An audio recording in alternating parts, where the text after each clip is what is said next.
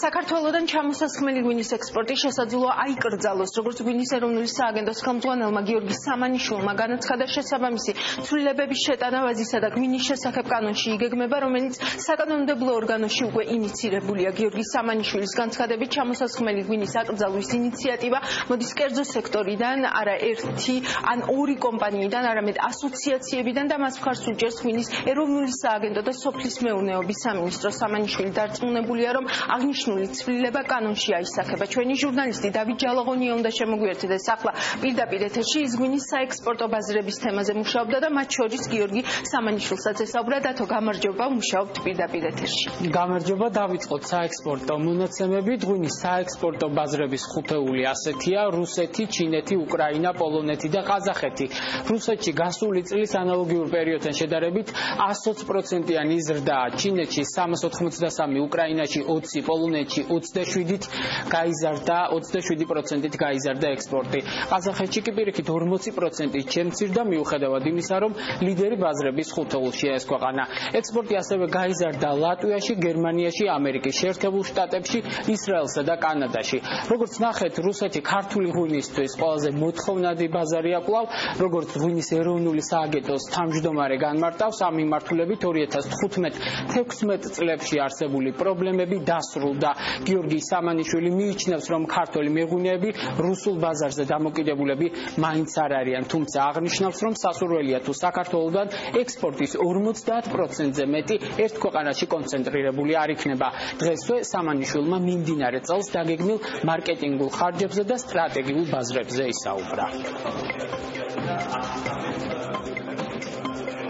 ჩვენ დარგს შემოშორებული გვაქვს ჩვენი სტრატეგია და ამ სტრატეგიაში მთავარი მიზანი არის საექსპორტო ბაზრების დივერსიფიკაცია, რომ ჩვენ არ ვიყოთ დამოკიდებული არც ერთ ქვეყნის ბაზარზე, არც ერთი რეგიონის ბაზარზე. შესაბამისად, მიზანი არის, რომ რა თქმა უნდა, ექსპორტის წილი, თქვა 50%-ზე მეტი არ იყოს ერთი ქვეყნის მიმართულებით.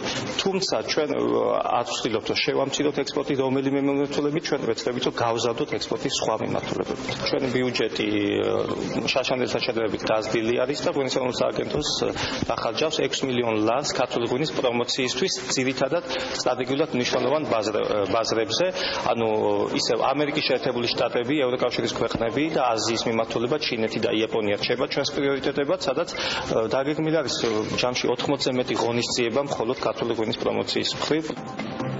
რაც შეეხება ღვინის ცალკეულ მწარმოებლებს, როგორც კახური ტრადიციული მეღვინეობის დამფუძნებელი ზურაბ ჩხაიძე ჩვენთან საუბრისას აცხადებს, რუსული ბაზარი რისკიანია და აქ მისი კომპანიის გაყიდვები საერთო ექსპორტის 40%-ში ადგენს. იგი მიიჩნევს, რომ ამ რისკს კომპანია წარმატებულად მართავს. ახალი ბაზრებიდან კი ჩინეთი ყველაზე მზარდია, რაც ამ მიმართულებით განხორციელებული მარკეტინგული სამუშაოების შედეგია.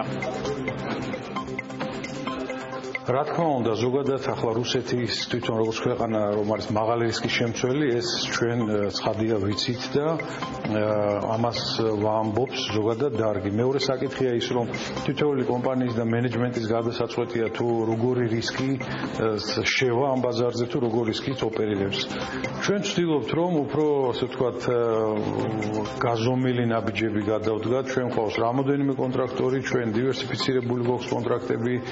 მე ვფიქრობ, უფრო ჩინეთის მიმართულებით დღეს არის უფრო მაღალი ინტერესი და ეს არის გამოწვეული ხედა, რომ უფრო მაღალი აქტივობა აქვს ზოგადად დარგს, მათ შორის ჩვენ KTV ჯგუფს.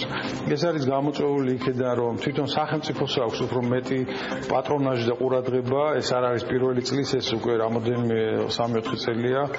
ესეთი მკვეთრი ურთიერთობაა და შედეგიც სახეზი არის. კიდევ ერთი საკითხი, რაზეც დღეს გიორგი სამანიშვილმა ჟურნალისტებთან ისაუბრა, ჩამოსასხმელი ღვინის ექსპორტის აკრძალვას ეხება, რისთვისაც ვაზისა და ღვინის შესახებ კანონში ცვლილებები იგეგმება. მთავრობამ კანონპროექტი პარლამენტს უკვე გადაუგზავნა. ამ შეზღუდვის მიზეზებზე შეგვიძლია ღვინის ეროვნულ სააგენტოს თავმჯდომარეს და ზურაბ ჩხაიძეს მოусმინოთ. ჩამოსასხმელი ღვინის ექსპორტის აკრძალვასაც შეეხება. ეს არის ინიციატივა, რომელიც მოდის კერძო სექტორიდან და ეს არ არის მხოლოდ ერთიანვადი კომპანიიდან, ასოციაციებიდან იყო ინიციატივა, რომ აკრძალულიყო ექსპორტზე გასვლა ღვინის ჩამოსასხმელის სახით, რასაც მხას უჭერს აბსოლუტურად ღვინის ეროვნული სააგენტოც და ზოგადად სოფლის სამინისტროს შესაბამისად ესრულება აისახება დაწნებული ვარ კანონში. თუ კი დეფიციტია წითელი ღვინო, მაშინ ისმის კითხვა, რატომ უნდა გავყიდოთ ჩამოსასხმელი ღვინო, მით უმეტეს რომ თითოეული ლიტრის გადატვირთული ჩამოსასხმელი ღვინო, რას უდრის 80 ცენტს, რა მოაქვს ეს ეკონომიკისთვის, საბოლოო ჯამში რა შედეგი გვინდა, ხომ? აქედან გამომდინარე, ეს ერთი საკითხი არის. მეორე საკითხი ის, რომ გადატვირთულ 1 litrზე შეიძლება ჩამოისხას 4 და 5 ლიტრი ღვინო. და ამის მაგალითები ჩვენ გვაქვს უკრაინაში. ღვინის გარდა ჭაჭის ექსპორტიც გაიზარდა 46,000-ზე მეტი ბოთლია პირველ კვარტალში ექსპორტზე გასული, რაც 2016 წლის ანალოგიური პერიოდის მაჩვენებელს 152%-ით აღემატება. ელენე, დიდი მადლობა დათოს, დავით ჯალაღონიას უსმენდით პირდაპირ ეთერში თემა